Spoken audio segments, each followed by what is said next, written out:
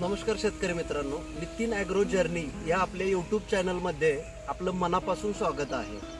तर नारळ शेती करणाऱ्या अनेक शेतकऱ्यांना मनात नेहमी प्रश्न पडलेला असतो, नारळ झाडाकरिता मीठ किती आवश्यक आहे. तर काही लोक म्हणतात मीठ टाकल्यामुळे झाडांची वाढ चांगली होते, तर काही जण म्हणतात की मीठ जास्त प्रमाणात वापरल्यानंतर झाडांचे नुकसान देखील होते. तर यातील खरं सत्य काय, तर आपण आजच्या व्हिडिओद्वारे या मागचं खऱ्या अर्थाचं विज्ञान जे आहे ते आपण जाणून घेणार आहोत. तर नारळ झाडासाठी मीठ टाकावं की नाही, तर या गोष्टी आपण आज व्हिडिओद्वारे जाणून घेणार आहोत. कारण आजचा व्हिडिओ शेवटपर्यंत आपण नक्की पहा. तर आजच्या व्हिडिओद्वारे आपण मला जे आलेले अनुभव किंवा माझं एक वैयक्तिक त्या गोष्टीबद्दलचं मत हे मी आज या व्हिडिओद्वारे मांडणार आहोत. पण पहिला मुद्दा घेऊया, लोक नारळ झाडासाठी मीठ का टाकतात. तर मित्रांनो, जुने जे शेतकरी आहेत, विशेषतः जे समुद्र किनारपट्टी भागातील झाडं आहेत, त्यावेळी नारळ झाडांना मीठ टाकण्याचा सल्ला दिला जातो. तर यामागचं एक कारण आहे की नारळ झाड हे नैसर्गिकरित्या समुद्र किनारपट्टीलाच वाढलं जातं.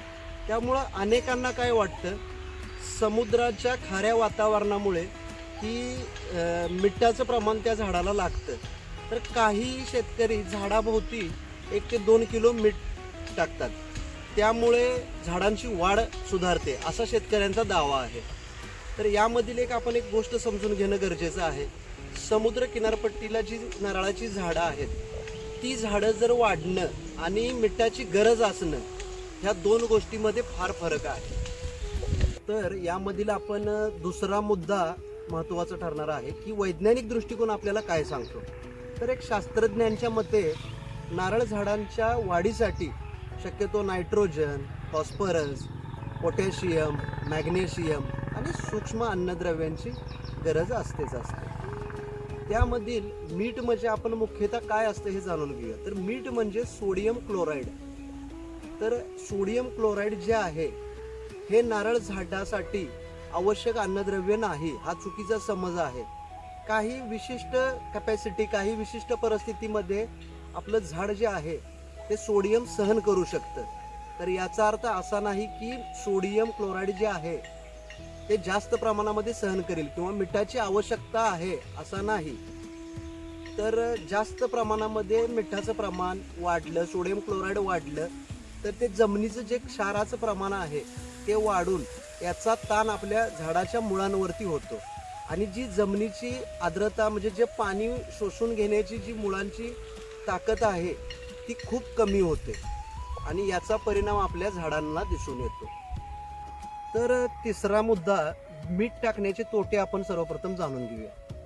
जर आपण वारंवार मीठ जास्त प्रमाणात टाकतोय किंवा मिठाचा जास्त वापर करतोय, तर या समस्यांना आपल्याला सामोरे जावं लागणार आहे.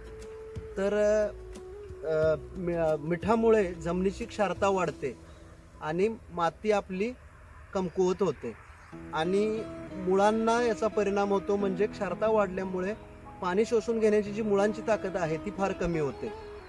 तिसरा मुद्दा म्हणजे पानं पिवळी पडायला चालू होतात आणि याचा परिणाम आपल्याला उत्पादनावरती होतो. उत्पादनावरती याचा परिणाम मोठ्या प्रमाणावरती दिसून येतो.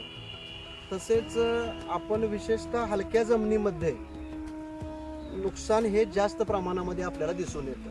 म्हणून मीठ हे टाकायसाठी जे दुसऱ्यांनी सांगितलेलं आहे किंवा इतर लोक टाकतायत, यामुळं ह्या मिठांचा वापर करणं आपण टाळला पाहिजे. तर चौथा मुद्दा, काही शेतकऱ्यांना मिठाचे फायदे देखील दिसून आलेले आहेत, पण हा निव्वळ गैरसमज आणि योगायोग असू शकतो. त्यामध्ये शेतकऱ्यांनी ज्यावेळी मिठाची फवारणी केलेली असते, मीठ ज्यावेळी टाकलेलं असतं, त्याचबरोबर आपण सेंद्रिय खत, कंपोस्ट खत, तुम्हाला सांगतो लेंडी खत, मल्चिंग ह्या गोष्टी केलेल्या असतात आणि पहिलंच झाड चांगलं जर निरोगी असेल तर त्याचा परिणाम आपल्याला दिसून आलेला असतो. याचा अर्थ असा नाही की मिठांमुळे काही आम्हाला उत्पादनात फरक दिसला, यामध्ये आपल्याला नारळ बागेचा याचा परिणाम दिसला, तर याचं श्रेय आपण मिठाला देऊ नये. तर मुद्दा 5वा, नारळ झाडांसाठी मग मिठाऐवजी काय द्यावा, हा सर्वात मोठा प्रश्न सर्वांना पडलेला आहे. जर आपल्याला नारळ झाडांची चांगली वाढ घ्यायची आहे, त्यामधून चांगलं भरघोस उत्पन्न मिळवायचं आहे, तर या गोष्टींवरती बिनधास्त नक्की भर द्या. त्यामध्ये भरपूर सेंद्रिय खत द्या, कुजलेलं चांगल्या प्रतीचं शेणखत द्या, कंपोस्ट खत मोठ्या प्रमाणामध्ये द्या, जीवामृत मोठ्या प्रमाणामध्ये द्या, NPK मिश्र प्रमाणामधलं खत मोठ्या प्रमाणामध्ये द्या. त्यामध्ये सूक्ष्म अन्नद्रव्याची फवारणी असो, मल्चिंगद्वारे असो, किंवा हे पण आपण चांगल्या पद्धतीनं करू शकतो या गोष्टी. किंवा पाणी व्यवस्थापन आपलं जर चांगलं असेल तर मल्चिंगद्वारे असो, ठिबकद्वारे असो, झाडांना आपण चांगल्या प्रकारे निरोगी ठेवू शकतो. आणि वैज्ञानिक दृष्टिकोनातून हे सगळं सिद्ध झालेलं आहे. अनेक शेतकऱ्यांना ह्या गोष्टींच्या मार्फत चांगल्या पद्धतीनं फायदा आणि चांगल्या मोठ्या प्रमाणामध्ये याचा फायदा उत्पादनावरती दिसून सर्वांना आलेला आहे.